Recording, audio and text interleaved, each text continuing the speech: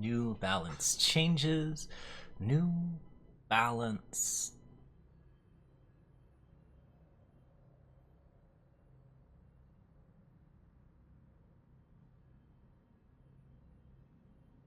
Hello everybody, welcome to the Eternal Card Breakdown. My name is Pojo, and as you can see, we have a little bit more shiny going on. I actually have to change this just a little bit to make myself a little smaller. Oops, wrong. There we go. Okay, well that's fine. Yeah, so a lot of big balance changes have just been launched for Eternal, and we're going to break them down live on Twitch. We're going to talk about them in order as to like every single card that has been changed. There were quite a few. There are 4 different nerfs to ranked cards and a bunch of buffs and nerfs that were made to just a pile of cards. Like, this is a huge change list, but the ranked list is about 4 cards that they are saying, and then the draft list includes some cards that I would say do get included in ranked, but maybe aren't like specific draft cards or specific ranked staples, with the exception of maybe Vital Arcana. So let's go ahead and talk about them. So first things first, Aurelian Merchant, everyone's favorite merchant, is now a 0/4 instead of a 1/4. It was the dominant merchant by a pretty strong margin. It was making time decks extremely prevalent in the meta. Like, basically every deck had time and had Aurelian Merchant in it, so it's not a surprise to see this card nerfed. The nerf, I think, is probably about the fairest that you can do to it. It needs to be the same cost, and I really don't think that having less health would be good for it. It would kind of make it just a really, really awkward thing to play that would get torched very frequently and die to just about everything. So Aurelian Merchant has been nerfed from 1 power to 0 power, or from 1 strength to 0 strength, rather. And that means that it is a card that is just not going to kill tokens anymore. You also won't be able to xenon initiation it, and I think the thing that I'm going to miss most about it is that it's no longer going to be a body for Azindel triggers off of Azindel the Revealed. Like, this is like just kind of crazy as far as that is concerned. Like, this guy was just a really, really good body for Azindel in the first place. But yeah, Aurelian Merchant is now just like significantly weaker, doesn't make any progress on board, just provides that ramp effect, and that's okay because time is really, really good at making progress on board in general, and additionally it can do some cool things with Xenon Obelisk and other things. Like, you see this example in Talir's Favored. This card is probably still going to be perfectly fine to play, and it's going to be, yeah, I think it's definitely bringing it into line. It might be a little weaker than other merchants just because it's not as proactive, but that extra maximum power is really, really good, and the body's still very, very strong, so I don't think it's going to be too bothered. Like, overall, this just means that it has some worse matchups against aggro setups. It's less of a wall, and that's going to be kind of a problem. Also, it's going to mean that, like, the decks like Azindel's Path that we released, I think, a couple days ago, will just have, like, a lot of 0 attack units. We might have to start including obelisks just to make those decks work a little bit better. So that's something to consider, but going to be interesting to note. Predatory Carnosaur. Let's talk about Predatory Carnosaur in context of Acaria, because not only do they actually refer to the nerf in terms of Acaria, but also, like, I've always sort of considered those two linked. Like, Predatory Carnosaur is a dominant time card, but, like, you would never, ever, ever want to nerf it unless Acaria was also nerfed. So Acaria the Liberator, everyone's favorite and one of the most iconic cards in Eternal, has been nerfed from 7 to 8, and that is just fine. It's been around for 4 sets, and it's always been the ultimate top end for Rakano, but it's been top end at 7, which means that Rakano has been able to play much more aggressively with, like, smaller weapons, smaller units, and still top out with Acaria to do, like, some pretty crazy stuff and basically just get that extremely nasty, ridiculous nonsense across. So, like, yeah, Acaria the Liberator is still just a bomb card, but it's going to be a lot harder to get to it in Rakano, and you're going to have to work a little harder for it. Cards like Bullet Shaper, which increase the ability to get it out, are now significantly more necessary, which means that you have to expend card advantage to get Acaria out early if you want to actually do that kind of thing more frequently. And it also means that Bullet Shaper is going to be a little bit more difficult in general. I think one of the things that you might see from this is a change to more Rizahn, who is a really, really solid 6-drop for Rakano that happens to be like a great top end. You can actually play Rizahn decks without Acaria. It's just that Acaria was such a strong card that it was very, very hard to justify not including it in the Rakano deck. But I think that like a more lean, mean Rakano version with Rizahn as the top end is definitely pretty likely, as well as higher end control decks that are going to use Acaria later, because Acaria is still quite powerful and quite ridiculous. So yeah, that's going to be pretty significant. I think that's going to be kind of like a crazy thing. Since Acaria has been nerfed, Predatory Carnosaur has also been nerfed, although he's been given a bit of a buff as well. Carnosaur is now a 7 cost 7/7. There's something really satisfying about that, actually. Like a 6 cost 6/6 is pretty good, but like a 7 cost 7/7 is just like kind of an interesting body. Like I really like that cost and power and toughness. This does mean that the card is now more capable of tackling some of the bigger threats that have shown up in basically all sorts of different decks. Like there's been a lot more like 7/7 units, including a Zindel the Revealed, which is a card that Carnosaur is perfectly capable of dealing with now. But also this means that Carnosaur is now the king of the jungle as far as all of the like time cost like mid-range 6/6s and all of the sort of like big stuff. Carnosaur's big deal early in set 1 was that he was capable of tackling Sandstorm Titan, but now he's capable of tackling basically any 6/6, and there are a ton of good 6/6s at 8 that like you can just kill and still keep your unit out. So that's going to be like pretty crazy, and should be like, I think, a pretty good like general setup for Carnosaur. Carnosaur wasn't being played like a super large amount. It's decently played, to be sure, in the meta, but I think this is actually probably not going to be too big of a nerf for it. Now that it can actually tackle some of the larger threats, it's going to move into a different slot in terms of what it tackles and what it is good at, and it's not going to be as like straight powerful a card, but it's still going to be really solid as a card to basically put into your market to deal with all of those sort of big scary threats, and it's going to be a card that is generally capable of like just attacking through and like really dominating the board in the same way that it used to in set 1. I think that like as far as this change goes, I'm really positive on Carnosaur going up to 7, especially if Acaria is at 8. Like that seems just like a really good move to me. Carnosaur was always just like the most simple, boring, like great thing that you could do at 6, and now he's a really good, great thing that you can do at 7, and he just kills a lot more interesting things.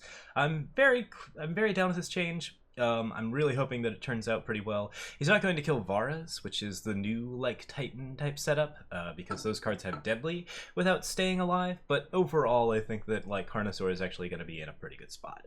So this nerf doesn't seem to hurt quite as much as the other nerfs. It is certainly a nerf to time, and it's going to mean that like you will have less options in terms of generating those like time splashes, but I think that that's a reasonable trade-off.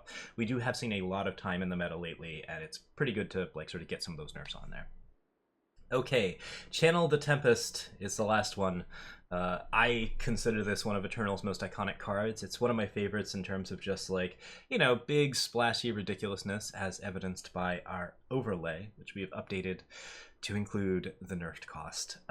Channel the Tempest now costs 9 and 4 blue. This is particularly a nerf to Temporal, but it's actually a nerf to generally all of the really slow control decks that draw 3 cards and do like a kind of ridiculous amount of nonsense. Wow, thank you for the host, Zenaton. I guess we're doing the Eternal card breakdown for YouTube, so we're mostly just talking right now. But yeah, Channel the Tempest is like still going to be a pretty dominant card. Like it does draw a ridiculous amount of cards, deal a ridiculous amount of damage. It is the premier finisher for control decks. None of that is going to change. It's just going to be harder to cast as a result, and that means that you might want to look into alternative means for certain types of decks for actually getting your control set up. For example, like if you're playing the Temporal control decks or the control decks that use like Time, Justice, and Primal, you might be a little bit more reliant on Sword of the Sky King to push you through and get that kind of setup going. If you're playing like the Felm control setup, then you might be more reliant on some of the really good Felm units that have been showing up lately. Like Champion Cunning is always the go-to for that, but that's okay, I would say. Like yeah, and then like in general, this card still just does a ridiculous amount of damage, so it's good ramp payoff. It's a good way to like do just all sorts of crazy nonsense, and yeah, like it seems like it's going to be pretty strong to play with. We'll probably see some pretty cool stuff going on. I'm going to probably disenchant my Channel the Tempest that I have left to make my last premium, and I'm pretty excited about that. I'm actually pretty excited about making premiums out of basically all of these cards, so this could be really fun.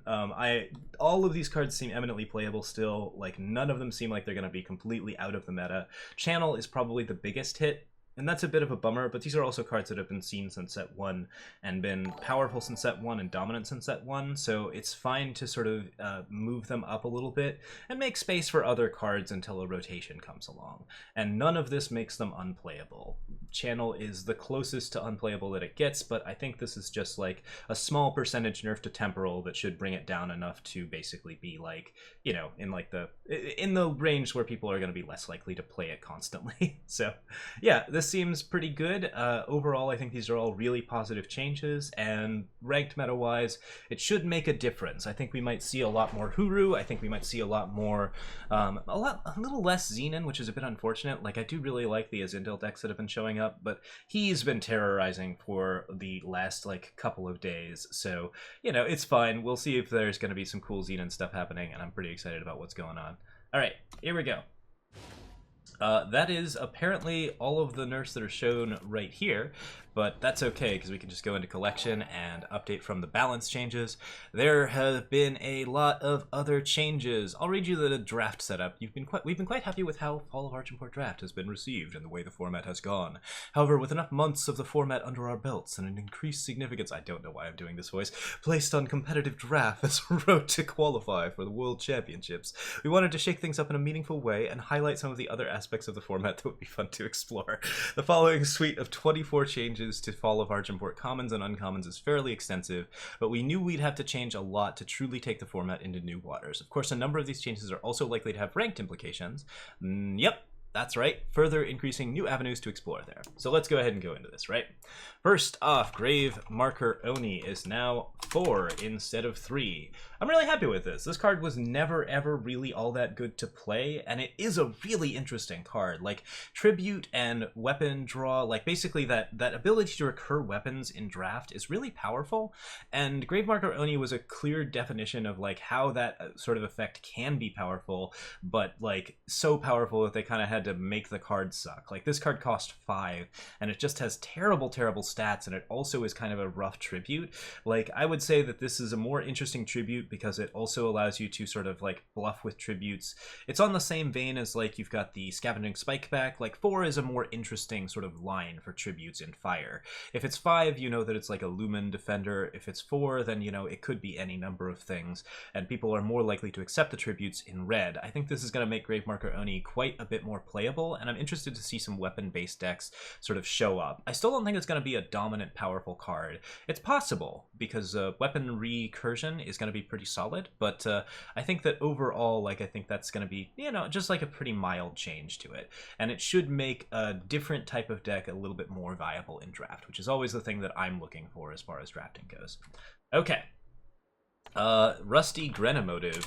This is a pretty big one. Rusty Grenamotive is now a 2/4 instead of a 1/4. This card was always kind of powerful. Like, I think it's actually a decent ranked card in some situations, just because it's got the ability to ramp you +2 power without doing like the sort of like Kindle effect. But you do have to attack onto an empty board to get it done, and if it's an empty board, it's probably a control board. So ranked wise, this card has never really seen a lot of play. Draft, you know, this card is just okay. Like, it is a really solid Berserk card, but it's hard to get like the right cards to synergize with it. I think a little bit of extra stats should help Grenamotive quite a bit. Like, this is a card that I really love, and I'm glad that it can now trade with 2/2s and basically like actually push in for damage and be something of a threat. This seems like a good draft change overall. Like, this card was not crazy powerful, so seems okay. Warpainter getting the Aurelian Merchant treatment. So yeah, this is looking pretty powerful. Like, let's actually go to yeah. We can do that. That's going to be a little bit bigger. So Warpainter now gives the Inspire ability of +1 strength, but, well, it always did that, but it has the extra 1 strength of its own, and it's now the Aurelian Merchant stat line, which means that it's very capable of dealing with tokens and 2/1s in draft. This seems like a very powerful buff because it means that it's going to be more capable of dealing with cards like Flashy Duelist and other things. On the other hand, Warpainter was also a card that stood still gave you a really interesting buff and didn't trigger tributes. So it's possible that this could be a nerf for Warpainter in terms of how it actually functions in the game. Like, if Warpainter leads you to basically just be facing a lot more scavenging spikebacks or other really nasty tribute cards and just sort of makes like the decks more interactive for your opponents, it's possible that you're not really going to want to play Warpainter, and that extra 1 health is actually going to be a downside, which is really unusual. Like, I don't know if that's actually going to happen, but that was sort of the thing I liked about Warpainter in the first place, was that these 0-4 walls are really good at holding the board and keeping your health total stable without triggering tributes, and that's something that you kind of have to pay attention to. So yeah, it's interesting, and I'm not sure if that's going to be a net buff for Warpainter. Overall, generally, if you increase the stats of something, it does just become a better card and a little bit more useful in most situations, but that's something to keep an eye on as far as like what we're looking at. Okay, Mistress of Light. So Mistress of Light is now 5. I like this card a lot, and I'm glad it's cheaper. It wasn't a very good card to cast at 6, and it's a really interesting card to cast at 5. Wisp Tribal is really fun to draft, but never quite there in terms of power level. Mistress of Light is a card that can really make Wisp Tribal interesting, but the fact that she was both really expensive and required a tribute to get the best effect meant that she was not seeing a lot of play, or at least I don't think she was a very good card. So this is an interesting shakeup. It should make Wisp Tribal a lot more interesting, and that's a deck that I'm always in support of. On that same note, Spiteful Lumen, a card that was not good at all, now gives one of your Wisps deadly at 3 instead of 4. 3-cost 3/3s are actually very powerful in draft. The summon effect is almost irrelevant, but like if you actually do give an Illumination Wisp deadly with a Spiteful Lumen after playing an Illumination Wisp on 2, that's really bad for your opponent. It's not a good thing at all. And time is flush with killer effects. It's flush with other wisps. Like, this is a card that I thought was just never there as a 4-cost 3/3. And as a 3-cost 3/3, I think it's actually incredibly powerful in draft. Should be like a really good pick. And Wisp Tribal actually looks really, really reasonable right now. Cliffside Caretaker. I've been casting Cliffside Caretaker a good deal, even though this card is like a really, really solid finisher for those types of like draft decks. Like, it is just a card that actually allows you to basically get flying units en masse. Like, you do have to play it with like Temple Shihan has always been the better Inspire for flying, but this has been like sort of a finisher for flyers that feels pretty good, but the main problem was that it was too expensive, didn't have enough stats, and now it's very cheap, or at least it costs 5, so you're going to be more likely to get big flying units. Like, you can actually draw your big 6-drops after playing this, and also you are going to be just a little bit more likely to play this card because it's just a little bit more stat efficient. Like, overall, I'm still not super high on this card. Like, it's a lot of weight for a little payoff, and the payoff is that your cards are more evasive, which means that hard removal is going to be the thing that kills them. So a lot of times people can just ignore Cliffside Caretaker, save their hard removal, and then spend it on your other units to kill the flyers. But if you draw a lot of flying units with Cliffside Caretaker, that does tend to lead to a victory. So that's something interesting about Caretaker. I still don't think it's a very strong card, but it has always been a card that has the potential to be a pretty decent late game threat. Entangling Vines. This was a card that I was super happy just to take. Like, I actually thought this card was reasonably powerful. It was pretty expensive for the cost, but now it's significantly cheaper. And as a warp stun to enemy units, like, this is almost more powerful than Flash Freeze now. I would play this in a ranked deck at this point because it is something that gives you a very, very good sort of stun effect and also doesn't really necessarily cost you very much. A cheap warp like this with such a powerful effect, I think this card is really good. It should be very, very strong in most draft decks, and I think that it's also going to be pretty strong in ranked now, and that's something that I can't say for most of these other draft buffs. Yeah, that seems really solid. After Image.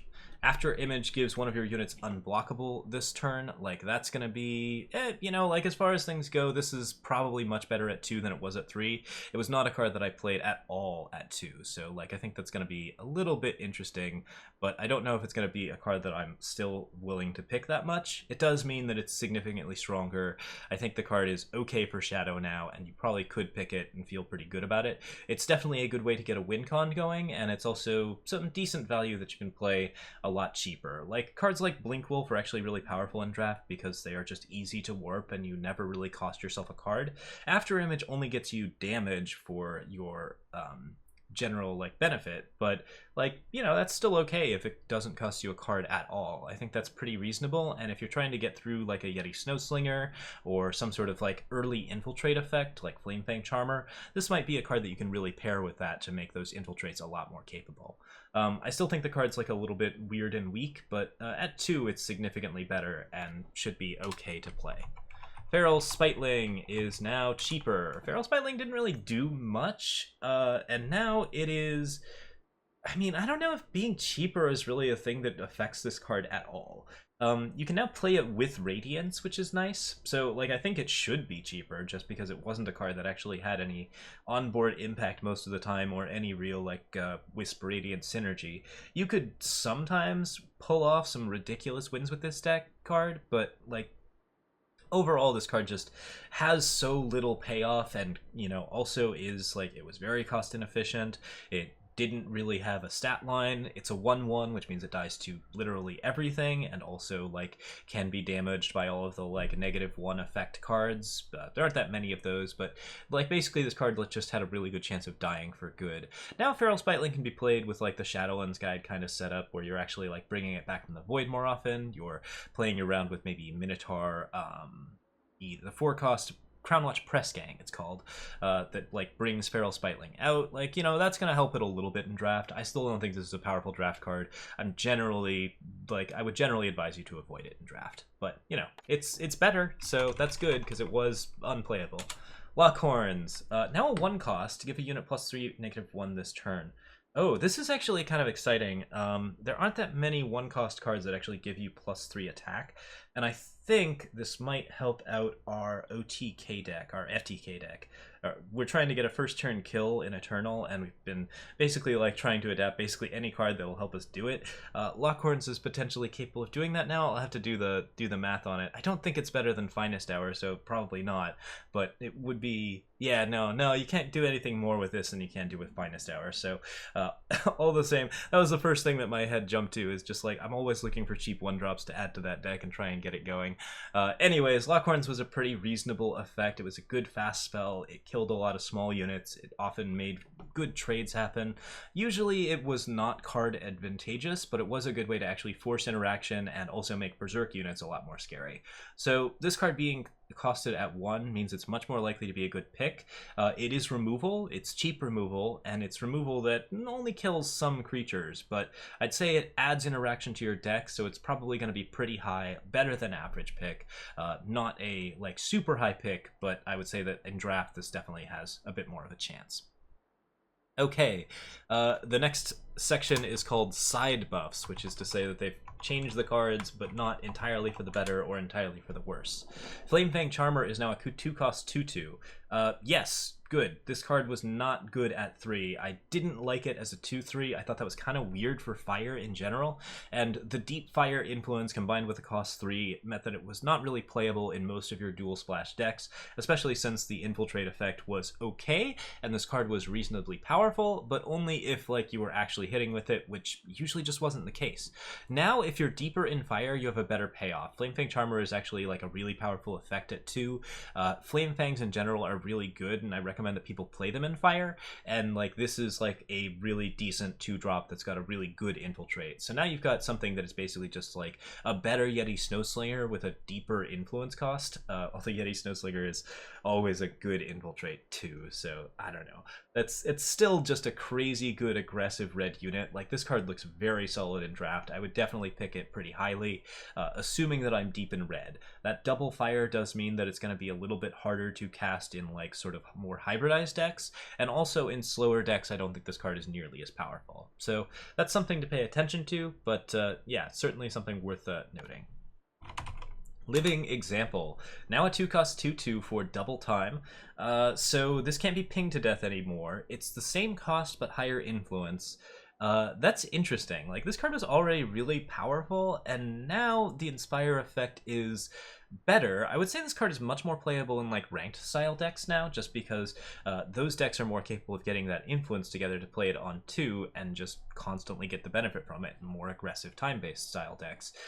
This card was always a draft bomb. I don't think that's changed here. The fact that it can't be pinged anymore is pretty good for it. It means that it does like actually do decent against most snowball-based metas and doesn't die as much.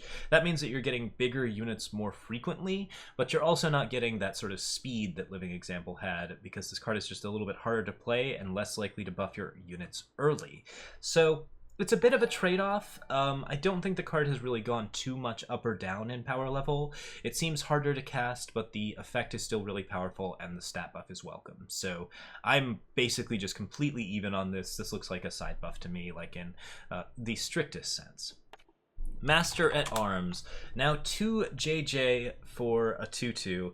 I think this is a net nerf, actually. Like, the deeper influence means that it's going to be harder to splash in, and Master at Arms only functions in relative terms with other units. Like, it is, like, a cheaper unit is generally good. Like, this is going to be good for, like, mono Justice decks and more deep Justice decks, but, like, this is a card that is going to be just, like, a little bit harder to cast when you're trying to do, like, 3-color or 2-color, and basically means that it's going to buff your other units less. I'd say it's still a really powerful effect. +2/+2 on a body has been very, very good for the entire time, but this card doesn't do quite as much in the early game as it used to, because it's just a little bit less capable of being played alongside something else. If you have aggressive 1-drops into Master at Arms, and you somehow have the ability to actually get double influence on those 1-drops as well, then that's a more powerful game. Like, basically District Infantry, the Paladin, that Minotaur Oathkeeper it's called, any sort of 1-drop green card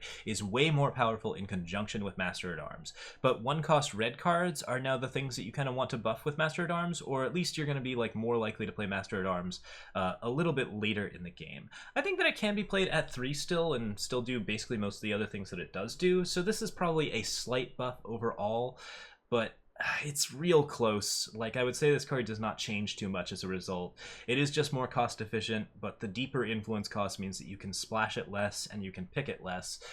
So you have to actually pick it, you know, very consciously and with a plan to be more deep in green than you already are. So that's interesting. The card's probably a little more powerful in ranked now just because it's very, very aggressive. Like, I can see a good aggressive mono Justice deck with this card now. Okay, snowford trumpeter. Snowford trumpeter is also getting this this whole setup. Let's go ahead and go into it. 2-cost 2/2 with tribute +2/+2. That's pretty good, I would say. Like, this card, you know, it's an okay 2-drop in general. It is hard to play this card on 2 now, but this is a card that, like, the tribute was never really all that meaningful, and now it's significantly more meaningful. This card is now at like guard dog stats if it gets the tribute. That should be pretty scary for most like mono blue decks. It gives you a lot more power in that sort of more primal focused setup, so I think that that's going to be kind of interesting. Like, again, we have like slightly harder to cast, but also like this that tribute bonus is pretty significant. I think snowford trumpeter is a lot more feast or famine now. Just basically, if you are trying to be like a good trade with this, like, this is going to be, I don't know. Like, I would say that 2-cost 2/2s are pretty important, and double influence 2/2s are really hard to play. So, like, it's a weird thing for the 2 slot, and it's kind of hard to say if you're going to pick it over other things in the 2 slot. It's definitely not better than, like, Yeti Snowslinger in that spot. But if you sort of pick it as a 3-drop still, and you just get that tribute out anyways, or, like, if you pick it as a 3-drop, then, like, maybe you're going to have a little bit more fun with this. I think that this encourages a lot of early tributes, and that's kind of interesting, and the stat line is definitely just shenanigans. So maybe if you can do something with like Yeti Spire Rambot to actually force this card out.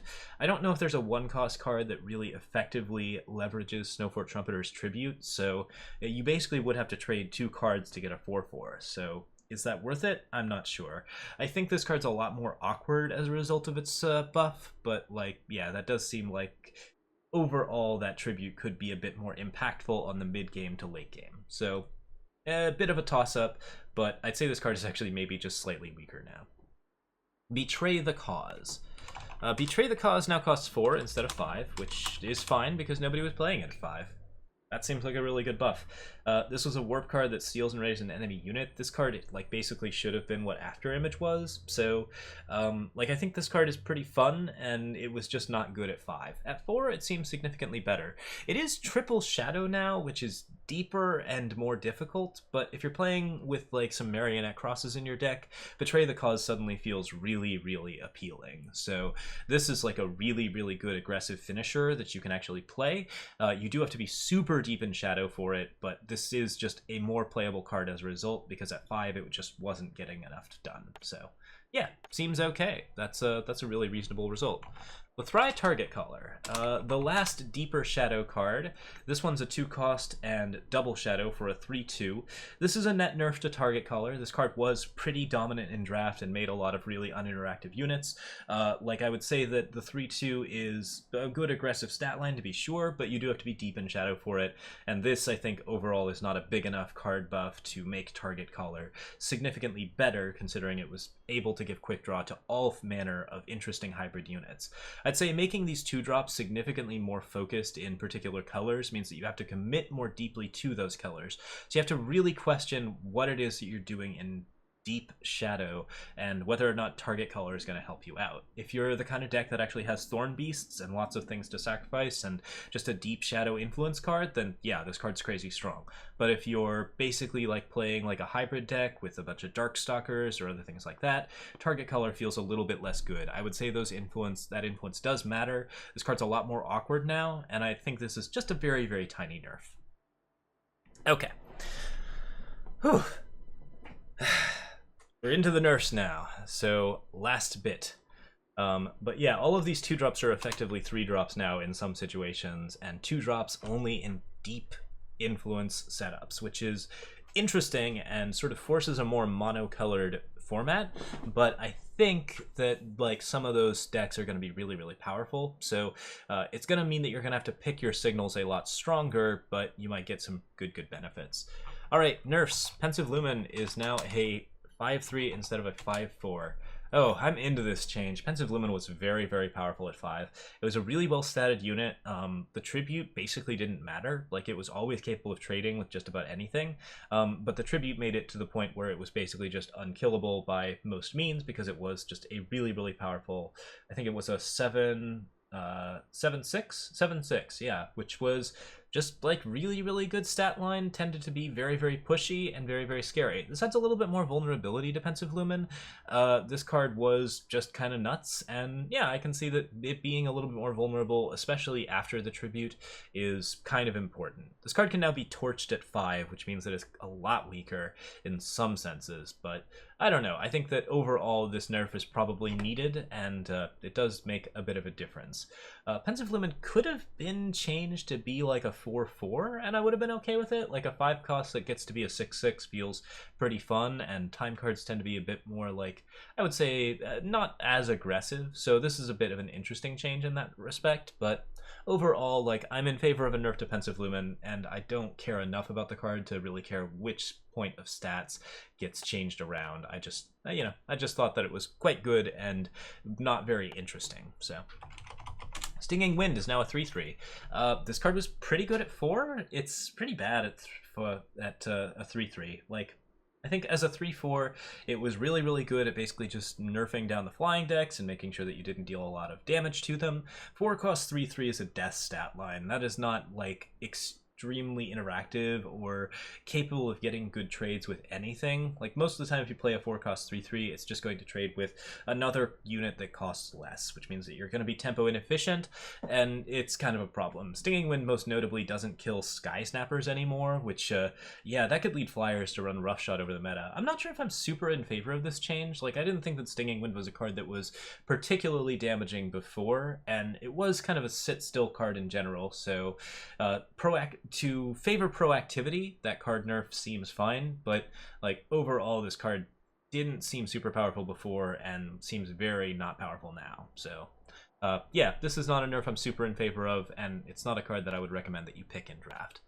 Vital Arcana, the sneaky nurse to Temporal. So this now only gains you 2 life instead of 4. That means it still triggers Life Force, but the overall stat bonus to it was not very good.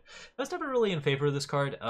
like it in general, like it just seemed like a card. Like I really liked Ancient Lore a lot better than Vital Arcana.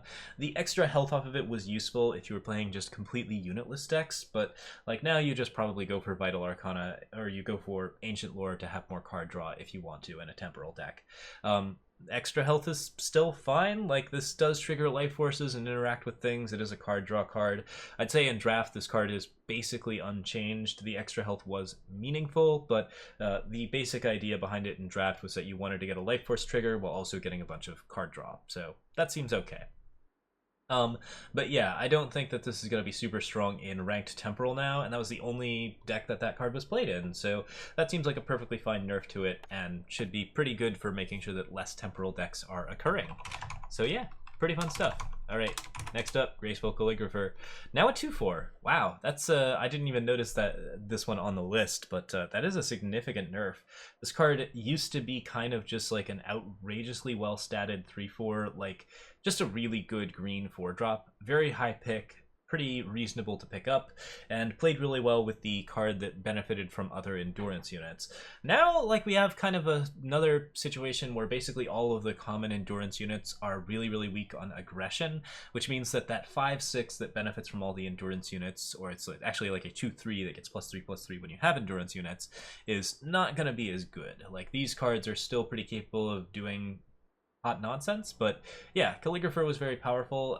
This nerf is fine in terms of like changing the meta around, but I would say that overall I'm not super in favor of it. I did actually kind of like this card at 4. It didn't seem overly powerful, and like while it certainly did just run roughshod over aggro decks, it was nice to have that option. With Calligrapher and Master at Arms being nerfed, I'm gonna have a harder time seeing good Justice decks in this whole setup. In fact, there's actually 2 more nerfs to Justice coming up that we're going to be talking about, and both of them are actually pretty significant. Next up is Miner's Canary. Miner's Canary was a good card at 2. For a 0/4 with flying, like this card was actually really strong and basically had like a very good payoff. It was a solid wall, it defended you against tribute effects, it allows you to equip weapons and have like a really, really nasty, ridiculous nonsense card. Like this was a pretty high pick in Justice, and that is sort of unhealthy. Like you don't really want Justice to have like a high pick wall type card, so I can see why this was nerfed. That being said, I'm not sure if it's all that good at 3. The 0/4 flyer is still pretty good at carrying weapons. Like, yeah, okay, I can definitely deal with that. Like, you would probably still pick this card reasonably if you had a decently high weapon count, or if you're just like looking for ways to have like some defense up until you get to your like big setup. But yeah, like overall, I'm really curious about this nerf. This seems fine to me. Miner's Canary is not a card that really needed to be good, but also, like, I don't know if this card is good anymore, and it's going to take some experimentation to figure out if it is actually playable. I think you still might actually pick it, but it's definitely significantly weaker because it is a lot more investment for, again, a card that does not have any proactivity unless you have weapons. Rampant. Oh, it should have been called Rampant Arbalest. It was definitely Rampant. Rampant Arbalest, now a 1/5 instead of a 1/6. Yes, please. This is a Justice nerf that I'm actually super in favor of. This was a powerful relic weapon. Basically, the draft version of Auric Runehammer for most Justice decks. Like, it was actually really capable of getting 2 to 3 cards worth of advantage in draft. It would always kill something, and then it would also just ping, like, all of your little guys to death. If you had a bunch of endurance units, then you were able to really easily defend it. Like, this was a very powerful card. I am okay with this nerf, and I think that it is still a perfectly playable removal card at 5. It kills something, it probably gets something extra, but now it gives you a little bit of extra health, and it may not kill like 3 1-drops or 3 1-health units, which, yeah, that feels really good. That means that you don't get into the Auric Runehammer situation where you're just kind of helpless against a relic weapon on a full board, and that is a bad feeling that I'm not super in love with in Eternal. So I think overall this card feels like a good nerf, and this is still a card that you pick super highly. Like, this is an uncommon that you're still going to want to pick all the time. So feels very solid. Spear Diver. This one definitely... Wow, I'm actually really surprised this one got nerfed. Like, it wasn't really It definitely had the capacity to take over games if you had the ability to buff it up, which meant that it was kind of crazy because it was just like a really high health unit that had Berserk. I think that's still the true now. Like, this is a card that you play down late in the game, and then you give it some sort of like nonsense weapon, and then you kill your opponent with it. It's just hard to kill, so when you do that, like, it doesn't interact super well. I'm fine with this card being at 6. I just don't know if it was like, it wasn't a card that I played exclusively at 5. So yeah, it was okay. And yeah, like, as far as things go, this seems like a reasonable nerf to it. I don't have any complaints about it. I'm a little bit surprised by it, and I'm not sure if I'd pick this card very highly now. I didn't pick it very highly before, but it's possible I was missing out. So yeah, as far as things go, this seems fine. Certainly not a playable card in ranked, but it never was. So as far as things go, that feels like a decent nerf. Okay. And that does it. That is all of the balance changes. We also have a new card that we're going to be talking about probably tomorrow. We're going to be playing with it a little bit. There's a new Kaifus promo. I might do the breakdown tonight and record that and throw that out as well, but I'm going to do a breakdown of basically all of the Fall of Argenport, or sorry, all of the Into Shadow cards, along with the new promo, which is our Kaifus. He has finally arrived, and you know what, we'll show a little preview of him right now before we talk about how good he is and play with him a little bit in whatever setup we're currently playing with. So let me just grab that card image. Here we go, Kaifus, Wandering King. Summon gets 3 random battle skills. Let me know what you think about this guy down in the comments below. My impression of him is that he's a lot stronger than he looks, and he's really, really good with recursion. But we'll have more to say on him in our next review of Into Shadow tomorrow. So see you guys then, and have a really good night, everyone. Thanks for watching.